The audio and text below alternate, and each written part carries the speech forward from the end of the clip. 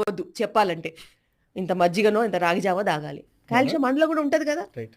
ఎందుకు ఇట్లా పాలు తాపి ఒక లీటర్ తీసుకురావాలి, సాయంత్రం ఒక లీటర్ తీసుకురావాలి. ఇదేంటిదనంటే మీరిక మంచినీళ్ళు తాగరా? మంచినీళ్ళు తాగరా? మర్చిపోయిండ్రా? మంచినీళ్ళు అనేవి ఉంటాయని మర్చిపోయిండ్రా? ఎంత హరాస్మెంట్ అంటే ప్రతి ఒక్కళ్ళు why not coconut doctor? Why not coconut water doctor అంటే నాకొచ్చాయి అవే. నేను కొబ్బరి తినమని చెప్పిన.